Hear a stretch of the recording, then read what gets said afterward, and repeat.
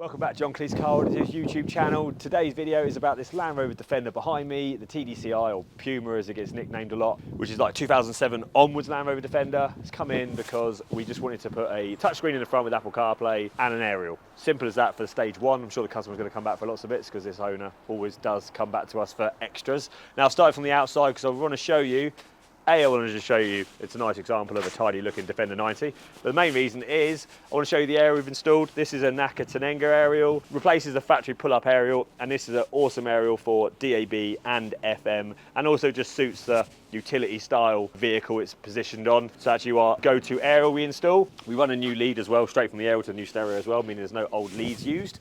Now, I'm going to show you the solution. So this is what we call a double DIN conversion. In essence, what that means is it means that we put a screen in and we relocate the switches from around this area, which you know, like the hazard switch across the top, and we put them over here. Now, there's a couple of different panel and iterations we use of these panels, depending on customer's budget and that. This is one that comes with the fitting kit, but we do offer a solution where you have 3 sets of switch blanks, or even 4 sets of switch blanks, and not this disc. Personal preference, you pay the extra money, we'll actually fit the other relocation panels, which is good. Now let's turn it on. It's a great option, screen sits nicely. We do a Stinger version as well, but when you go for the Stinger large 10-inch screen, which sits a bit higher, you lose the clock and these air vents. So if you want to keep it more original, let's call it, this is the better option. We put the Land Rover logo on, as you saw when you turn it on, just to keep it more in keeping with the vehicle. Now this is the DMX8021, which is a cracking unit, supplied and fitted, works out usually around the £1,500 mark, and it just works extremely well. It's got 3-year warranty and it's super reliable. Now I'm just going to connect my phone up to show you wireless Apple CarPlay.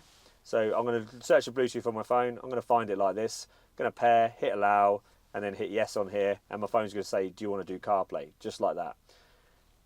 Live demonstration of how you connect your phone. Once you do that once, you do not have to do it again. It is automatic when you get in. And in about 3, 2, 1, we'll have Apple CarPlay, just like so. Do apologise for the keen eyes. That shortcuts will be moved over to the right for when I finish this video. I haven't done it yet. But yeah, all the switches work really nicely over here. So you got the wiper and washer jet. I don't know why I'm going back to this area because I wish it in your CarPlay, but I'm flitting about here.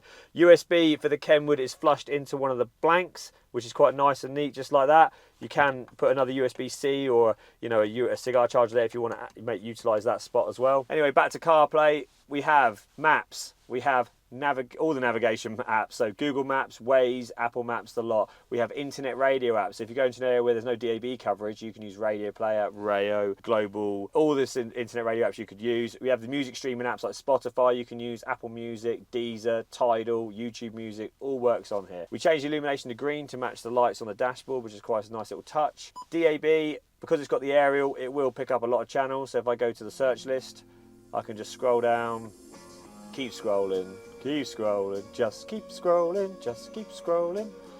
So you get a lot of stations, which is nice. You don't get that many stations when you put a windscreen aerial on the windscreen. It works, it's acceptable, but you can't beat a proper body-mounted aerial that uses the wing as a ground plane. It's the far better solution. Yeah, I mean, what else do you want me to say on it? You can add a reverse camera to this as well. Customers don't want to opt on this one, but reverse cameras do massively help on these Defenders, especially ones like this where it's got a massive dog cage behind where you can't actually see diddly squat. But our customers assured us they don't need one, they know how to drive it, and it's only a small 90, which I kind of get anyway, right? But yeah, this is the DMX8021, a double DIN conversion. This is a Land Rover Defender. My name is Connor. We'll see you soon. Thanks for watching. See you later.